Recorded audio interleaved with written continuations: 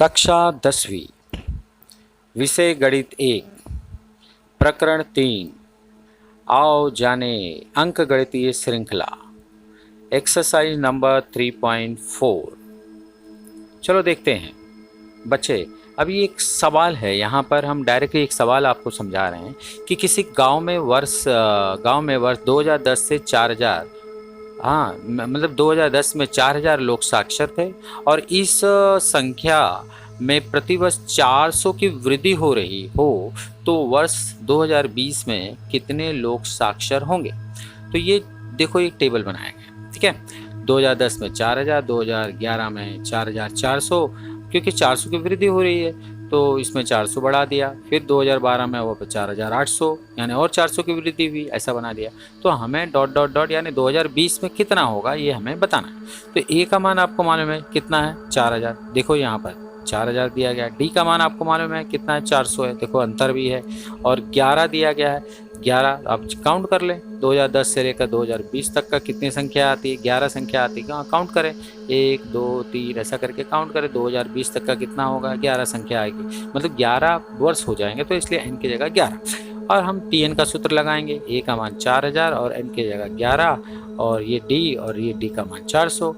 अब इसके बाद आप जानते हैं कि 11 में से 1 घटाएंगे तो कितना होगा, 10 में गुणा कर दे तो कितना आ जाएगा, 4000। अब इसको जोड़ दे तो 2020 में कितने लोग साक्षर होंगे, 8000 लोग साक्षर होंगे। तो समझ में आएगा नहीं, तो ऐसे हम निकाल सकते हैं। एक और है, चलो मान लेते हैं कि भाई श्रीमती शेख को वर्ष 2015 में 180,000 रुपीस वार्षिक वेतन वाली नौकरी मिली।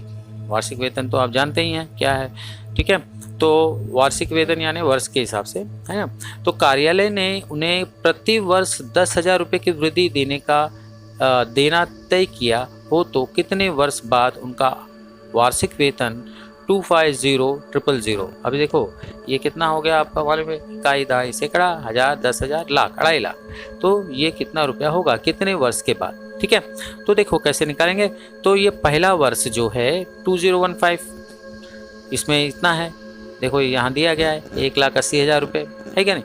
दूसरा वर्ष में 1,80,000 में वो कितना जोड़ा गया, देखो प्रति वर्ष 10,000 जोड़ता है तो इतना जोड़ा गया। तो तीसरे वर्ष में कितना होगा, ऐसे करके आगे दिया गया। तो ए का मान आपको मालूम है 18,000, डी का मान 1000 ये यहाँ पर दिया गया है, ठीक है। 10,000 सॉरी, ओके। तो यहाँ पर प्रतिवर्ष, ये प्रतिवर्ष है, हाँ प्रतिवर्ष 10,000 है, ठीक है। तो एन का मान निकालना है और टी एन का मान 25,000 रुपये दिया गया है।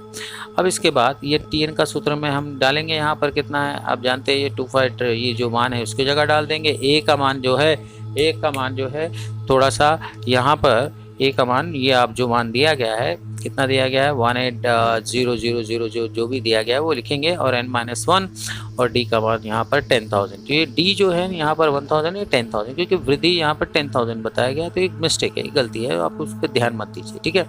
तो ये 10,000 है।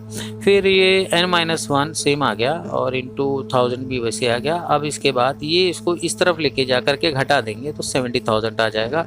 और फिर उसके बाद ये 10,000 को बट्टे में ला देंगे और काट देंगे, ऐसे 4 0 और ये 4 0 कट जाएगा तो 7 आ जाएगा। तो -1 इधर गया तो +1, यानी 7 + 1 कितना होता है 8। तो 8 वर्ष बाद कितनी इनकम हो जाएगी, तो देखिए इकाई, दहाई, सैकड़ा, हजार, 10,000, लाख, है क्या नहीं। तो 2,50,000 रुपीज़, ओके। तो ये आपको ध्यान रखना है कि 8 वर्ष बाद 2,50,000, ये देखो यहाँ पर हो जाएगा कि, तो प्रश्न पूछा था कितने वर्ष बाद, तो हमने निकाल लिया 8 वर्ष बाद, ठीक है। चलो देखते हैं एक और एक्सरसाइज नंबर 3.4 का सवाल। तो अभी यहाँ सानिका ने 1 जनवरी 2016 को निश्चित किया कि उस दिन 10 रुपये, दूसरे दिन 11 रुपये, तीसरे दिन 12 रुपये, इस प्रकार बचत करते रहना है और 31 दिसंबर 2016 तक उसकी कुल कितनी बचत हुई, ये हमें निकालना है, ठीक है। तो कैसे निकालेंगे, एकदम आसान है। ए का मान पहले हम देखेंगे, ए का मान 10, क्योंकि पहला दिन उसने 10 रुपये की बात की है क्या नहीं। फिर दूसरे दिन का वो 11 हो गया, तो यानी कि अब जानते हैं फॉर्मूला डी कैसे निकालते हैं, सेकंड माइनस फर्स्ट। तो 11 - 10 कितना हो गया 1, क्योंकि 1 का अंतर 1 रुपया बढ़ाते जा रही है। और पूरे मिलाकर 31 दिसंबर 2016 में कितने दिन होते हैं ये आपको ध्यान रखना है। तो ये 366 डेज होते हैं और हमें एस एन निकालना है, यानी योगफल कितनी बचत हुई वो निकालना है। तो चलो एस एन का फार्मूला हम देखते हैं। इस एस एन के फार्मूला के अंदर हम देखेंगे कि एस एन के फार्मूला में कि यहाँ पर एस एन का जो मान है वो ऐसे रखेंगे, एन का मान 366/2, 2a यानी 2 गुणे 10 है क्या नहीं। तो 2 गुणे 10 क्यों, क्योंकि a का मान 10 दिया गया है और 366 - 1 और d का मान 1 दिया गया है क्या नहीं। तो अभी इसके बाद देखेंगे, इसमें इसको भाग दे देते हैं 183, देखो भाग दे देते हैं, 2 एकम 2, 2 अट्ठे 16, 2 3 6, 2 दहा में 20 और इसमें इसको घटा दें और गुणा करके 1 लिख दें। फिर उसके बाद हम देखेंगे 183 और इसको जोड़ देंगे 385, फिर उसके बाद में हम इसको गुणा कर देंगे 70455। तो इस तरह से मान आपको मिल जाएगा। कब का मान मिल जाएगा, ये पूरा ओवरऑल कितना है, एक साल में कितना उसने जमा की पैसा 70455 आपको मान मिल जाएगा। तो कुल बचत इतना होगा। बात समझ में आए, तो ये ध्यान रखना है। चलो देखते हैं दूसरे सवाल के पीछे 3.4 में। किसी व्यक्ति ने 8,000 रुपये कर्ज लिया और उस पर 1360 रुपीज़ ब्याज देने के वादा किया। अब देखो पूरा मिलाकर अमाउंट यहाँ पर कितना हो जाएगा, 8,000 और 1,360 जोड़ देंगे तो कितना 9,360 हो जाएगा। और फिर उसने 40 रुपये कम, मतलब प्रत्येक किस्त के बाद 40 रुपये कम करते हुए कुल 12 किस्तों में कर्ज का भुगतान कर दिया। तो उस व्यक्ति द्वारा भुगतान की गई पहली और अंतिम किस्त कितनी होगी। तो देखते हैं कैसे निकालेंगे। तो सबसे पहले बात एस एन 8000 + 1360 यानी 9,360, देखो ये दोनों जोड़ करके निकाल लेना है। एन का मान 12 दिया है क्योंकि 12 किस्तों में करना है और यहाँ पर 40 रुपये कम करके बोल रहा है बच्चों। 40 रुपये क्या कर रहा है, कम कर, मतलब माइनस। यदि इधर अधिक लिखा होता तो +40 लिखते। तो हमें क्या निकालना है, कर्ज का भुगतान। देखो हमें निकालना है कि पहली और अंतिम किस्त, पहली यानी ए और अंतिम किस्त यानी T12, ठीक है। तो कैसे निकालेंगे, चलो देखते हैं, ठीक है। तो ये हमें मालूम है, इसके अंदर हम पहले फार्मूला लगाएंगे n पदों का योगफल। फिर इस फार्मूला के अंदर क्योंकि एस एन दिया है तो फार्मूला तो लगाना ही होगा, तो n का मान 12/2 और ये 2a और n-1 यानी 12 - 1 और d का मान -40। तो ये याद रखें क्योंकि योगफल के बारे में बात किया है, योगफल दिया गया है तो सिंपल सी बात है, एस एन का फार्मूला लगाना होगा। फिर उसके बाद अब देखेंगे भाग दे दो, 2a 12 में से 1 गया 11 और ये -40। ये n कैसे मालूम पड़ा ना, ये फार्मूला में लगा दिया। n की जगह पर जो भी मान हमें मालूम है वो सब मान इस फार्मूला में लिख देंगे और इस तरह से तैयार हो जाएगा, ठीक है। अब देखो ये 2 छंग 12 हो गया, यहाँ पर एस एन 9360 है, देखो 9360 इधर आ गया, 6 2a इसमें से इसका गुणा कर दो, ठीक है नहीं। फिर उसके बाद 6 से भाग दे दो और ये सेम संख्या आ गई। फिर इससे जब हम भाग देंगे तो 1560, 2a - 440। अब इसको उठा करके इधर ला लो तो +440 हो जाएगा। फिर उसके बाद इसको जोड़ दो तो 2000 हो जाएगा, 2000। फिर ए का मान जो हो जाएगा 2000/2 यानी 1000 आ जाएगा। तो ये ए का मान यानी पहले किस्त 1000 हुई। पीछे जो आपके बुक में जो दिया है ना, पीछे उत्तर 100 दिया है, तो उसका चिंता मत करो, थोड़ा सा मिस्टेक होती है, पर यहाँ पर ए का मान 1000 आया, आपके सामने करके दिखाया, ठीक है। अब हम देखते हैं कि अपने को T12 निकालना है। ये T12 तो कैसे निकालेंगे, तो आप जानते हैं ये फार्मूला है। इस फार्मूला के अंदर हम क्या करेंगे, ए की जगह पर 1000 डालेंगे, एन की जगह 12 - 1 और डी की जगह -40। अब हम क्या करेंगे, अब हम यहाँ पर 1000 से 12 में से 11 और इसको गुणा कर दें, ठीक है। तो गुणा कर दें -440, 1000 में से 440 घटा दें तो कितना आ गया 560। तो इस तरह से 12वां पद आपका जो हुआ 560 हुआ, ठीक है। तो ये ध्यान रखें। चलो एक और देखते हैं 3.4 का एक और सवाल नंबर 3। सचिन द्वारा राष्ट्रीय बचत प्रमाण पत्र में पहले वर्ष 5000, दूसरे वर्ष 7000, तीसरे वर्ष 9000 है, तो 12 वर्ष में कुल कितने निवेश हुए ये हमें ज्ञात करना है। तो चलो देखते हैं, ए का मान कितना है यहाँ पर 500, डी का मान कैसे निकालेंगे 7000 - 5000। ए का मान यानी 5000 है और डी का मान जो है वो दिस माइनस दिस 7000 - 5000 तो 2000 आ गया। 12वां किस्त में 12 वर्ष का यहाँ पर कुल निवेश बता रहा है, तो n12 ऐसे निकालना है। तो कैसे निकालेंगे, तो देखो यहाँ पर ये तो मान हमने दिया ही गया है, हम इसमें हम लगाएंगे किसका, SN का मान लगाएंगे क्योंकि SN निकालना है तो SN का ही निकालेंगे। तो चलो देखते हैं, तो n की जगह 12 डाल देते हैं, n की जगह 12 डाल देते हैं और a का मान 5000, n का मान 12 और ये वैसे लिख देते हैं। फिर उसके बाद आप देखेंगे अब 2 से भाग दे दो 6 आ गया, 2 से इसको गुणा कर दो 1000, इसमें से इसको घटा दो 11 और ये 2000 आ गया, है क्या नहीं। अब इसके बाद हम देखेंगे 6 वैसे ही था, यहाँ पर आपका जो हुआ 10,000 और 11 दूनी 22,000।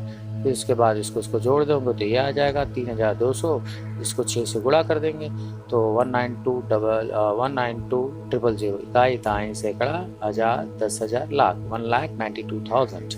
तो ऐसा आप ऐसे निकालेंगे। कुछ समझ में आएगा नहीं बात। तो ये सूत्र जो दिखता है, इस सूत्र में बस मान डालना है, n की जगह कितना मान है समझा, वो मान डालना है, 2a के a का मान, n का मान, t का मान, फिर बाद में घटाओ, फिर गुणा करो, गुणा तो आता ही होगा ना, गुणा करो, जोड़ो, ऐसे, ठीक है। चलो देखते हैं। अब इसके बाद हम T12, ये तो हमने S12 निकाला। हम यदि 12वां पद निकालना चाहते तो कैसे निकालेंगे, तो देखो a का मान 5000, n की जगह 12 और -1, t का मान 1000। अभी इसके बाद अब देखेंगे 5000, 12 - 1 11, इसमें गुणा कर दो तो आपको मालूम है 5000 इसमें गुणा करेंगे तो देखो यहाँ पर 2200, फिर इसके बाद आप जोड़ देंगे तो 27,000 ऐसा करके आ जाएगा। तो 5000, 11 12 में से 1 दिया 11 और ये 2000 गुणा करें, इसको जोड़। कुछ समझ में आया क्या नहीं। चलो देखते हैं आगे एक और सवाल। तो यहाँ पर कुर्सियों के बारे में कि 27 कतारें दी गई हैं, पहली कतार में 20 कुर्सी, दूसरी कतार में 22 और तीसरी कतार में 24। तो 15वीं कतार में कुल कितनी कुर्सियाँ होंगी और पूरा टोटल जो नाट्यगृह है उसमें कितनी कुर्सियाँ हैं ये ज्ञात करना है। तो चलो देखते हैं। तो सबसे पहले a का मान पहचाने। a का मान क्या है बोलता है, पहले में जो कतार में तो 20 है। d मतलब कैसे निकालेंगे, अंतर, देखो 22 में से 20 गया तो 2 आया। और हमें क्या निकालना है, 15वीं कतार यानी T15 निकालना है। और नाट्यगृह में कितनी कुर्सियाँ कुल, यहाँ पर 27 कतार है तो S27 निकालना होगा। तो चलो देखते हैं कैसे निकालते हैं। तो इसके लिए हम पहले Tn का formula a + n - 1d, n की जगह 15 डालना है। तो देखो a की जगह पर 20, n की जगह 15, d की जगह पर 2, जो मान दिखता है ये मान हम डाल देंगे। तो इसके बाद 20 आ गया, 15 में से गया 14 और ये 22 है क्या नहीं। फिर ये 20 वैसे उतार दो, 14 दूनी 2 कितना हुआ 28 हो गया और फिर इसको जोड़ दो तो देखो ये 15वीं कतार का आ गया उत्तर। तो इस तरह से 15वीं कतार में कुर्सियों की संख्या 48 हो गई। अब हम देखते हैं SN के फॉर्मूला में यहाँ पर S27 निकालना है। तो n की जगह पर हम क्या डालेंगे 27, ठीक है। तो देखो n की जगह 27, a की जगह 10, a की जगह 20, n की जगह 27 - 1 और d की जगह 2 है क्या नहीं। तो देखो अभी यहाँ पर सेम वैसे है, गुणा कर दो और इसमें इसका घटा दो, इसमें से इसका गुणा करना है। तो देखो ये आ गया 26 दूनी 52 और इसको जोड़ देना है। जोड़ने के बाद आप देखेंगे तो कितना हो जाएगा 92 और ये जो 27/2 × 92 आ गया। फिर इसके बाद ये 2 से भाग दे देंगे, इसको 46 आ जाएगा, 46 में 27 का गुणा कर देंगे तो इस तरह से आपको 1242 आ जाएगा। तो यानी कि पूरी संख्या जो कतार में जो नाट्यगृह में कितनी होगी 1242।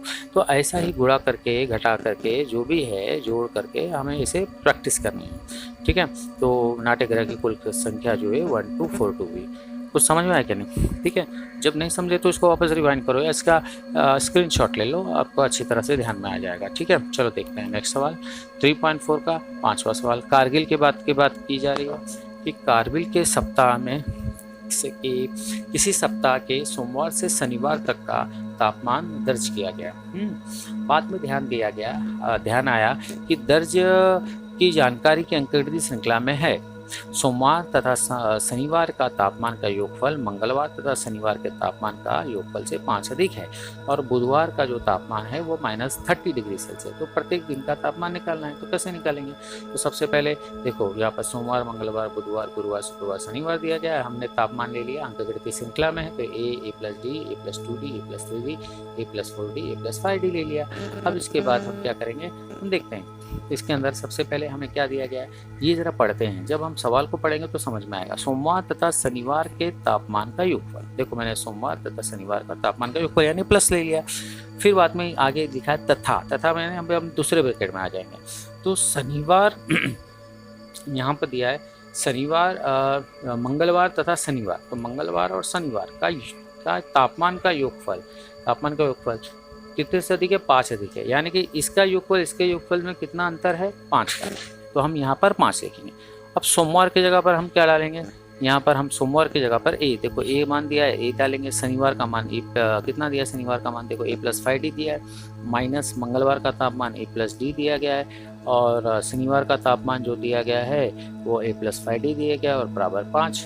फिर उसके बाद आप देखेंगे ए और ए कितना, अभी यहाँ पर तेरा ध्यान देना, ए और ए कितना 2A 5D माइनस ए 2A और 5D + D 6D आ गया। ओके, तो 2A + 5D माइनस 2A और ये माइनस 6D हो गया। फिर उसके बाद आगे देखेंगे, देखो 2A कट हो जाएगा, 5D में से 6D घटाएंगे तो -D हो जाएगा, तो बराबर 5। तो D का मान कितना हो गया, -5। ठीक है, तो बुधवार का अभी हमें देखना है। तो बुधवार का तापमान क्या दिया है, A+2D है क्या नहीं। तो इसमें हम देखेंगे यहाँ पर तापमान जो है बुधवार का -30 दिया है, तो -30 लिखेंगे, और ये D का मान -5 डाल देंगे। ओके नहीं, सही समझने की कोशिश करो कि -3 A, अब यहाँ पर इसका गुणा करेंगे, 2 × 10 -10, और -10 को इस तरफ ले लेंगे तो कितना हो जाएगा, +10। तो A का मान कितना हो गया, इसमें से इसको घटा दो तो आपको मिल जाएगा A का मान -20। फिर उसके बाद आपको A का मान तो मिल गया -20। अब इसके बाद में हम क्या करेंगे, चलो देखते हैं। हम इसके बाद में हम यहाँ पर वही सब जो सवाल है उसमें ये देखेंगे कि सोमवार का जो हुआ वो A है, हमने A माना तो -20, मंगलवार में A+D है तो यानी A का -20 और D का मान -5 है। आपको तो पता ही है, क्योंकि आप जानते हैं, देखो यहाँ पर जो हमने अभी मान निकाला, यहाँ पर -5 निकाला था D का मान, तो 20 × 5 = 25, और फिर A+2D A -20, और ये प्लस वैसे ही 2 वैसे ही लिखेंगे, D का मान -5। अब गुणा करो, 2 × 5 = 10, देखो 10 आ गया, माइनस प्लस माइनस आ गया, और यहाँ पर -20, माइनस माइनस प्लस होता है, 20 और 10 जोड़ेंगे तो 30 आ गया। फिर उसी तरह A+3D में देखेंगे, यहाँ पर माइनस निकालेंगे, A का मान कितना है, -20, 3 गुणे D का मान -5, -20, 3 × 5 = 15, और ये -35। उसी तरह शुक्रवार का A+4D में A का मान और 4D का मान डाल करके गुणा करें, मतलब हम क्या करेंगे, -20 और 4 × 5 = 20 और ये -40। फिर 5 का अंतर देखो वापस आएगा कि A का मान -25D, D का मान -5, 5 × 25, और ये जोड़ देंगे, माइनस प्लस 45 हो गया, बड़े नंबर की चिन्ह डाल देंगे, तो इस तरह से -45 आ गया। कुछ समझ में आए तो ये सवाल आपको ध्यान रखना है। एक और बात, ठीक है, हम देखते हैं यहाँ पर एक सवाल है, अंतर्राष्ट्रीय पर्यावरण दिवस के उपलक्ष्य में त्रिभुजाकार जमीन पर वृक्षारोपण कार्यक्रम आयोजित किया गया। पहली पंक्ति में 1 पौधा, दूसरी पंक्ति में 2 पौधा, तीसरी पंक्ति में इस प्रकार से 25 पौधे लगाए गए। तो कुल कितने पौधे लगाए गए ये हमें निकालना है। तो चलो देखते हैं कैसे करेंगे। तो A का मान, क्योंकि 1 है, पहले इसका जो है 1 है और 1 का डिफरेंस है, तो यानी 2 - 1 आया, और 25 यहाँ पर बताया गया, तो n = 25, तो S25 यानी निकालना है मान। तो ये फार्मूला तो आपको पता ही होगा, इस फार्मूला के अंदर हम मान डालेंगे। तो S25, तो ये S25 और n का मान 25/2 और 2A 2 × A n-1, देखो ये यहाँ पर 25 - 1 और D का मान 1 आया। फिर उसके बाद देखते हैं, फिर ये 25/2, 2 × 1 = 2, 25 में से 1 गया 24, और उसके बाद वापस देखेंगे 25/2, 24 × 1 = 24 है क्या नहीं। फिर उसके बाद हम देखेंगे ये वैसे आ गया, 24 और 2 जोड़ेंगे तो 26, तो 26 को 2 से कट करेंगे तो 13 आएगा, तो 25 में 13 का गुणा करेंगे तो 325 आएगा। तो इस